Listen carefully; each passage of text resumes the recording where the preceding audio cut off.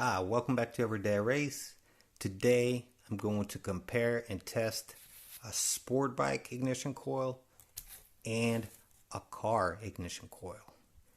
The reason I wanted to compare them is to maybe find out which one of them is the better one, which one of them produces better spark. Because high performance ignition coils are very expensive and it could be very cheap upgrade. For example, if car ignition coil produces better spark, I'll be able to use it with some modifications instead of this ignition coil. This coil could also be better than the car ignition coil, so I'll be able to use this coil instead of this one on a car. The reason for that is because let's take this sport bike ignition coil. Manufacturer produced thousands of these coils. But this Ford ignition coil, manufacturer produced millions of these. There are a lot more cars. For example, this coil came out of a Ford Escape. So they produced millions of these Ford Escapes, and they only produced thousands of sport bikes. So they were probably able to get a better pricing and maybe even better quality coil than the Kawasaki's could, just because of pure quantity. You get cheaper price, better components for, if you need to buy a million of them instead of just thousands of them. So first, let's look at their appearance. So this is a Ford Escape 4-cylinder ignition coil. Is much bigger, so it might have more, well, it probably does have more copper wiring in there. Sport bike, fairly compact because there's not much room on the sport bike engine. So this one came out of a ZX-10R. Second, the reason I chose this coil, this Ford Escape coil, is because I already had this as a spare for my bike, and Ford Escape has exactly the same connector, so I'll be able to plug them in on my test rig, on one test rig. That way the test is going to be as equal as possible. So let's look at more differences between those two coils besides their appearance. They both take different terminal spark plug. For example, this Kawasaki ignition coil takes a stud terminal. Now this Ford Escape ignition coil takes a solid terminal spark plug. So I got lucky. I found a couple of these Bosch spark plugs, and they have a removable terminal. So this is a removable terminal. So I can use the same spark plug on both of these coils just by screwing this terminal on the stud. Just like so. That way the test stays as equal as possible. So later on my test rig, let's continue more with other differences between these coils. Next, I tested primary resistance, which is resistance between this terminal and this terminal on both of these coils. The Kawasaki came out at 1.5 ohm.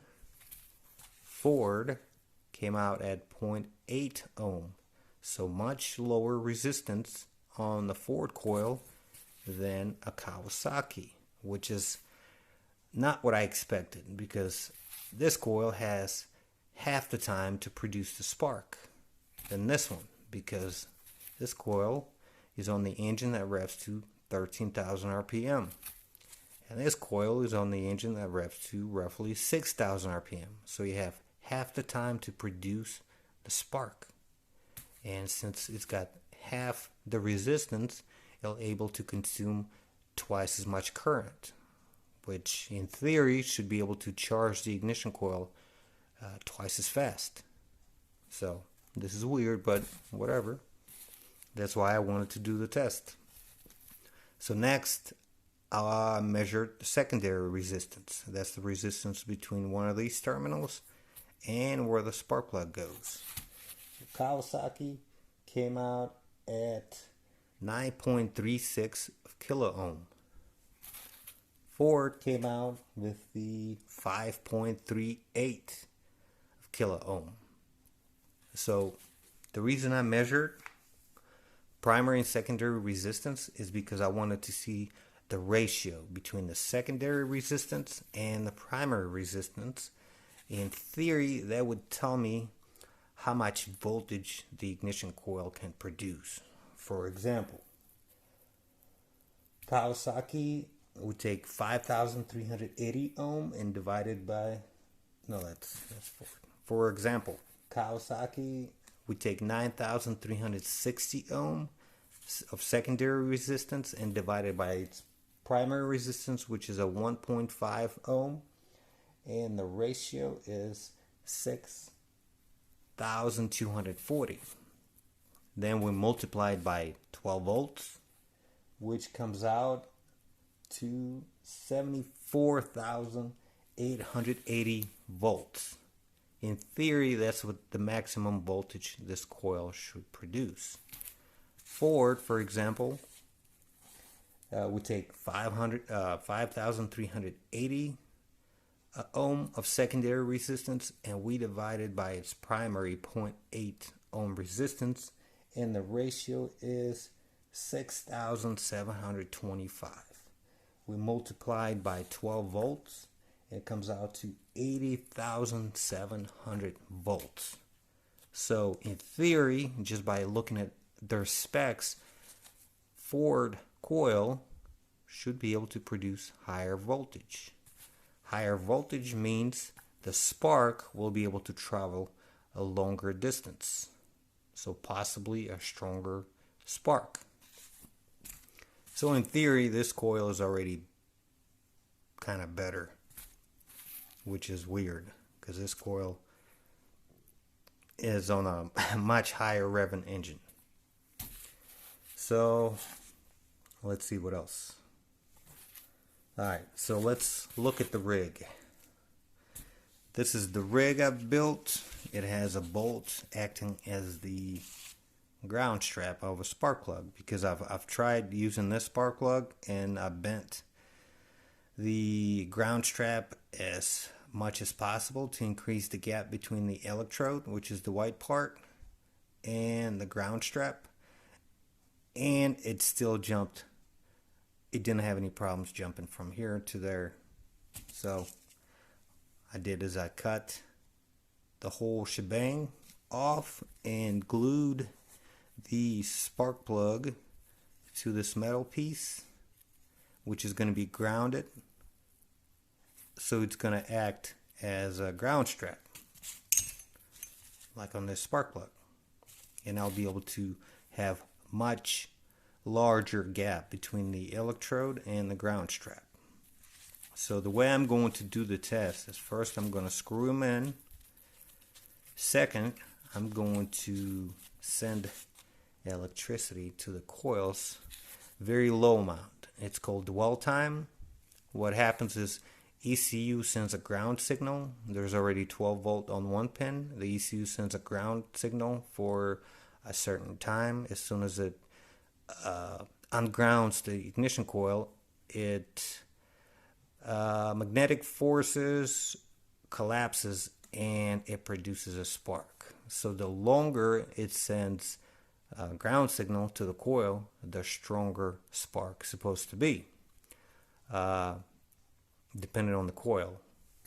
For example, I've already tested this coil, so I know its optimum dwell time is, I believe, 2.5 milliseconds. This coil, I'm not sure, but we'll find out. So what I'm going to do is I'm going to start with a 0.2 of a millisecond dwell time, and I'm going to decrease or make the distance very small and mark the bolt. Then I'll start increasing the distance between the electrode, the white part of the spark plug, and the bolt until there will be no spark. Then I will increase the dwell time so the ignition coil will send more powerful spark, and I'll continue doing it until that stops sparking. Then I'm going to continue to increase by 0.1 of a millisecond until the ignition coil maxes out. Then I'll be able to put it on the, I'll be able to do a graph. It's going to be kind of like a engine dyno. So the turns are going to be horsepower. And the dwell time, the amount of time that the ignition coil is going to be energized, is going to be RPM. So, enough talking. Let's get to the test. Alright, so let's get this test started. I've secured my rig to the frame, which is a good ground source of my bike. The bike is equipped with the Megascore 2 standalone ECU, and I am able to test ignition coil by changing the 12th time. I got it set at 0.2 milliseconds. I've got the bolt marked. So this is a click 0. Got it. I've got the forward ignition coil connected. I'm going to test it first. I'm going to try to put them side by side when I'm going to be editing the video. If not, that's as good as it's going to get. But the main point is to make sure that the tests are completely identical, and hopefully I'll be able to map out the strength of the spark each ignition coil produces at different dwell times. So let's get this test started. So what I'm going to do is I'm going to turn it one click. Then I'm going to hit the start button. Then I'm going to watch for spark. If there's a spark, it's a pass. If there's no spark, it's a fail. I'm going to increase the dwell time by 0.1 millisecond to 0.3 and continue the test. So this is one click forward 0.2 pass.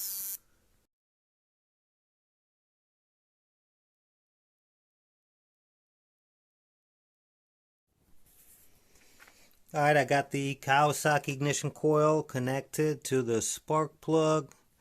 I'm back to 0 turns, clicks. Selected 0.2 dwell. Let's get it started. One click, Kawasaki 0.2. Good. 2 clicks, forward 0.2. 2 clicks, Kawasaki 0.2. 3 clicks, forward 0.2. Fail.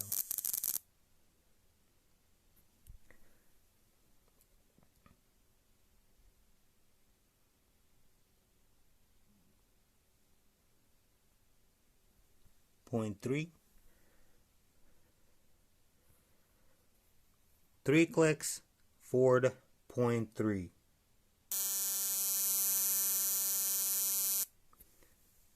3 clicks, Kawasaki 0.2. 4 clicks, forward 0.3. 4 clicks, Kawasaki 0.2.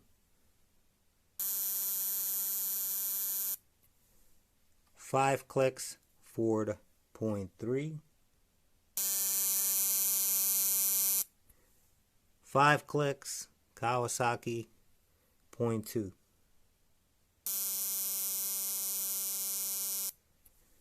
6 clicks, Ford 0.3. 6 clicks, Kawasaki 0.2. 7 clicks, Ford 0.3.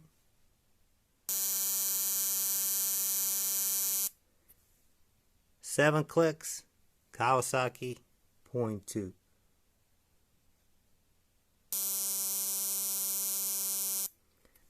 8 clicks, Ford 0.3.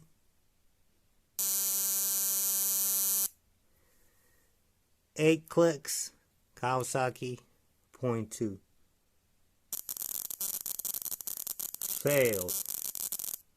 8 clicks. Let's go ahead. Go to 0.3. 0.3. 8 clicks, Kawasaki 0.3.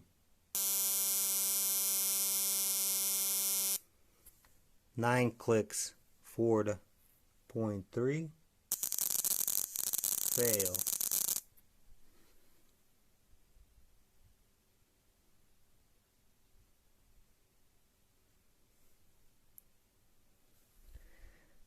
9 clicks, Ford 0.4.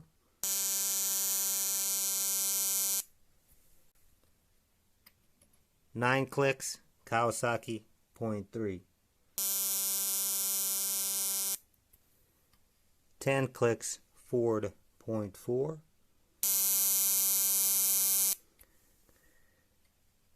10 clicks, Kawasaki 0.3.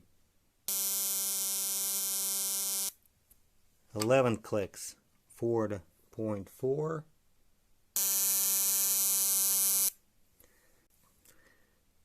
11 clicks, Kawasaki 0.3.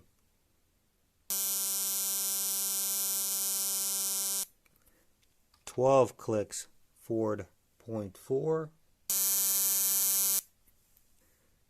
12 clicks, Kawasaki 0.3. 13 clicks, Ford 0.4. 13 clicks, Kawasaki 0.3.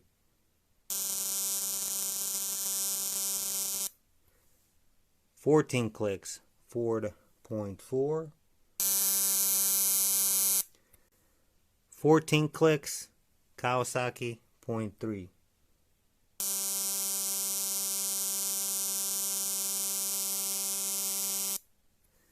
15 clicks, Ford 0.4. 15 clicks, Kawasaki 0.3.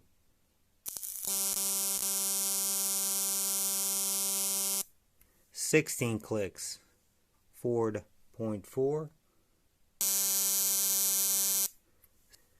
16 clicks, Kawasaki 0.3. 17 clicks, Ford 0.4. 17 clicks, Kawasaki 0.3.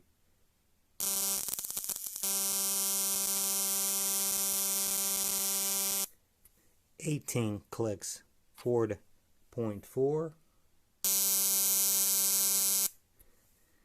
18 clicks, Kawasaki 0.3. Fail.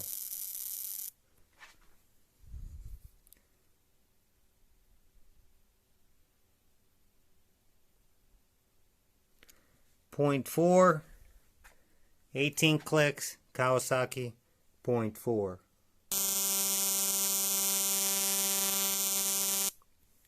19 clicks, Ford 0.4. 19 clicks, Kawasaki 0.4. 20 clicks, Ford 0.4. 20 Kawasaki 0.4. 21 clicks Ford 0.4. 21 Kawasaki 0.4. Fail.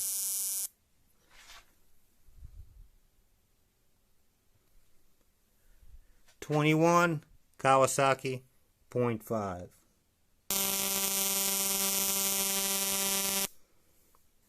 22 clicks Ford 0.4.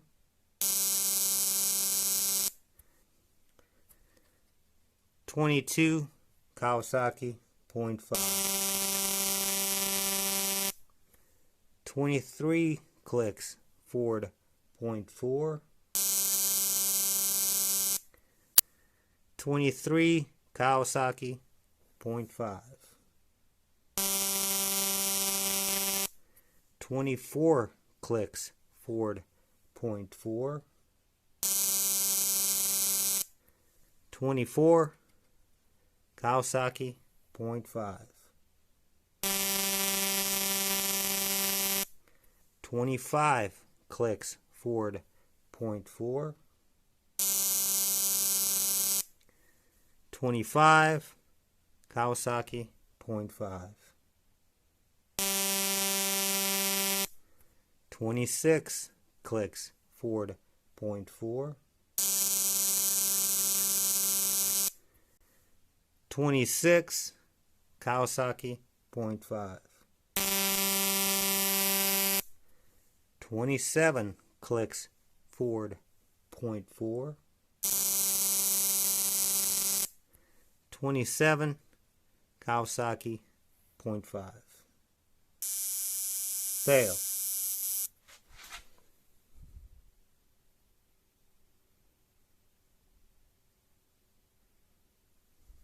.6. 27 Kawasaki 0.6. 28 clicks Ford 0.4.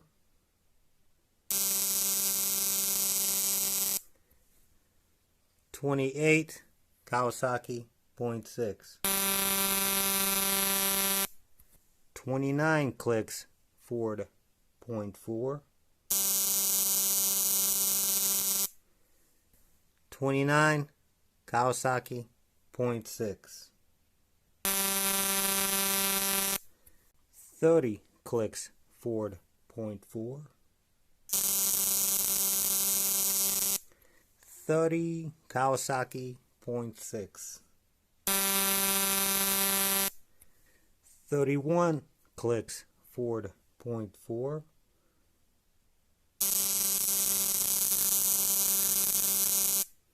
31 Kawasaki 0.6. 32 clicks Ford 0.4. That's a fail.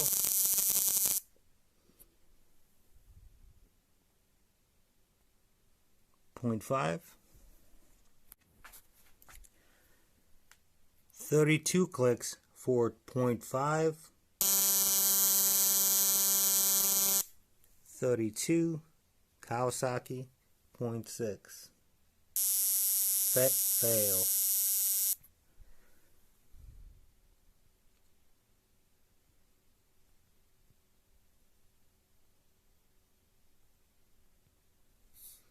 .7.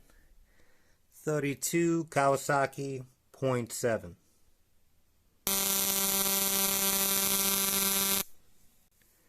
33 clicks Ford 0.5. 33 Kawasaki 0.7. Fail. .8. 33 Kawasaki 0.8. 34 clicks Ford 0.5.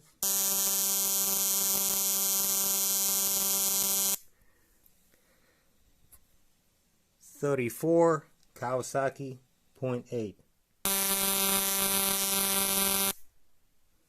35 clicks Ford 0.5.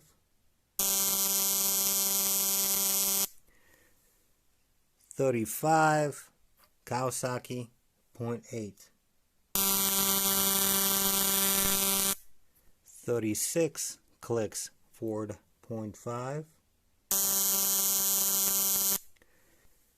36 Kawasaki 0.8. 37 clicks Ford 0.5.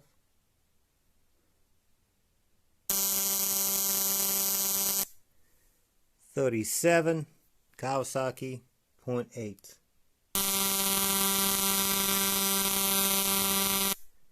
38 clicks Ford 0.5.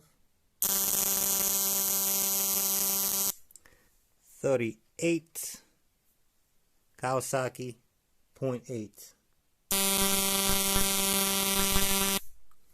39 clicks Ford 0.5. Failed. Let's go up to 0.6. 0.6. 39 clicks Ford 0.6. 39 Kawasaki 0.8. Failed.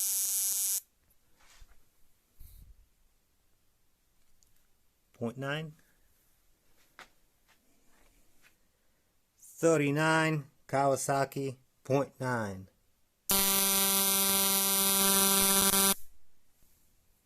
40 clicks Ford 0.6.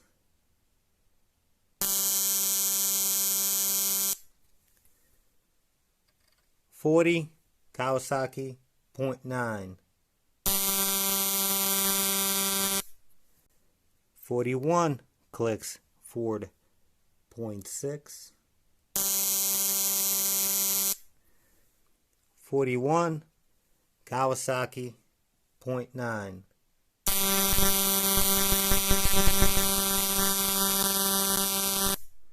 42 clicks Ford 0.6. 42 Kawasaki 0.9. Failed.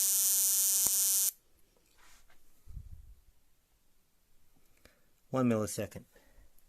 42 Kawasaki 1.0.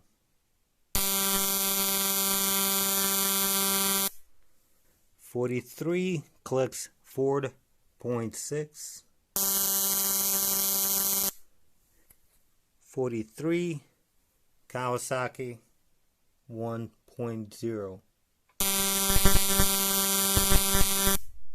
44 clicks Ford 0.6. 44 Kawasaki 1.0. 45 clicks Ford 0.6.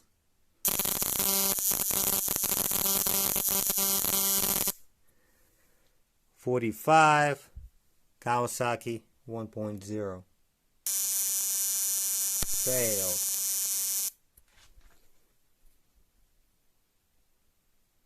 1.1. 45 Kawasaki 1.1. Failed. Let's try 1.2. 45 Kawasaki 1.2.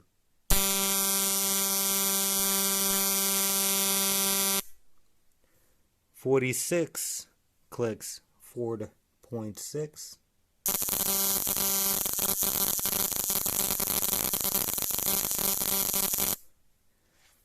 Let's step it up to 0.7.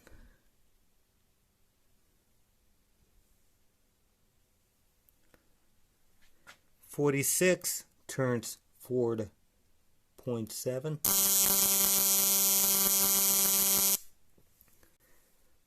46, Kawasaki 1.2.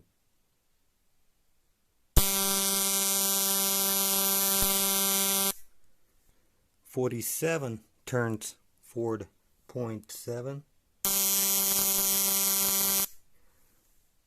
47, Kawasaki 1.2.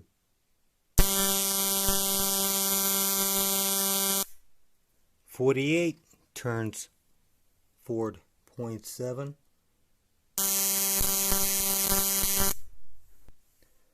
48, Kawasaki 1.2.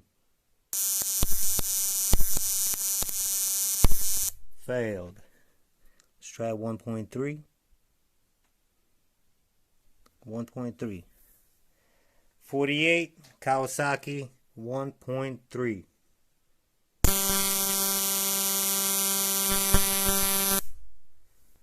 49 turns Ford 0.7.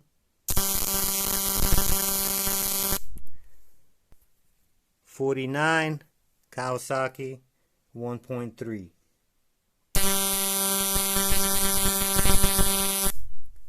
50 turns Ford 0.7.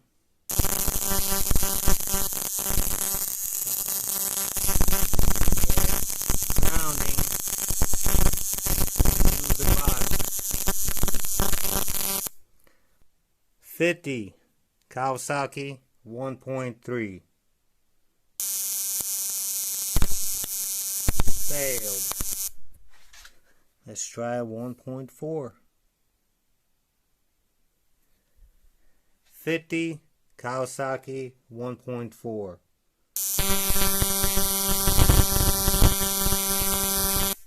Let's try 51. 51 clicks, Ford 0.7.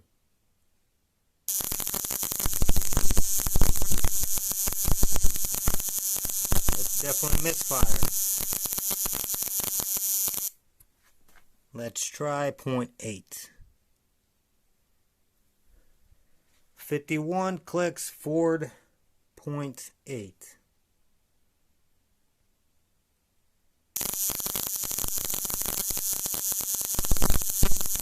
That's a misfire. So Ford ignition coil, 51 clicks, 0.8 dwell. Maxed out my rig or the coil. Probably my rig. So that's the limit. Now let's get to the Kawasaki.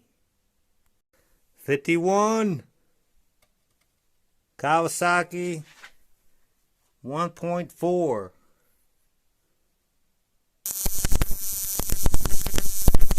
Failed. Let's try 1.5. 51, Kawasaki 1.5.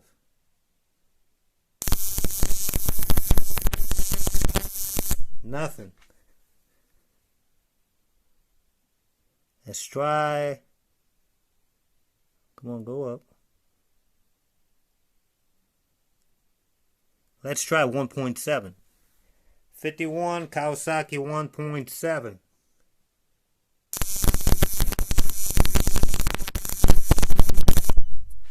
Alright, let's try 2.0. No. Alright, dwell time 2 milliseconds, 51 clicks, Kawasaki, there goes nothing. Oh my God, that's pretty powerful. Alright, 52 clicks, Kawasaki 2.0. And it takes over the championship of the ignition coils. Alright, let's try 53. Kawasaki 2.0. There goes nothing.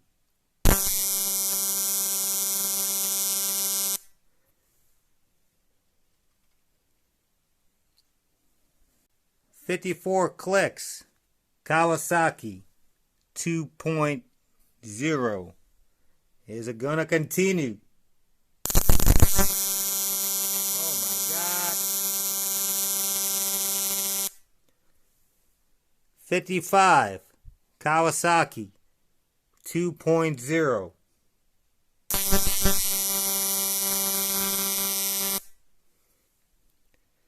56 Kawasaki 2.0. Alright. 56 failed at 2.0. Let's go up. 2.1 Kawasaki 56 2.1.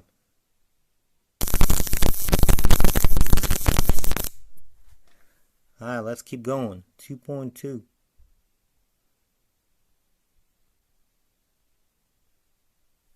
Kawasaki 2.2. 56. Nothing.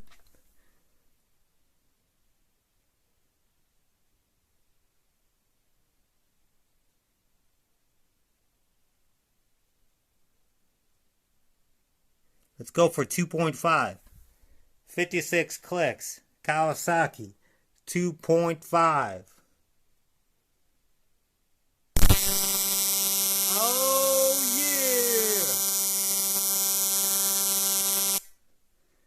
yeah! Alright. 57 Kawasaki 2.5.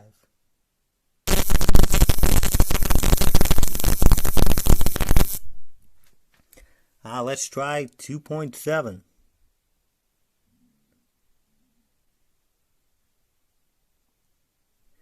2.7 Kawasaki. There goes nothing.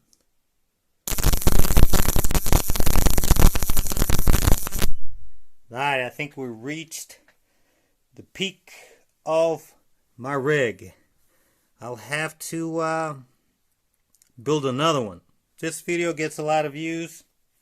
I'll build a standalone rig. I'm not going to be using my bike. And I'll be able to test Honda, Toyota, Ford, Chevy, Dodge, Acura, any coils, Suzuki, Kawasaki, Honda, bikes, cars, whatever. But, as you've seen in this video, Kawasaki ignition coil took the win.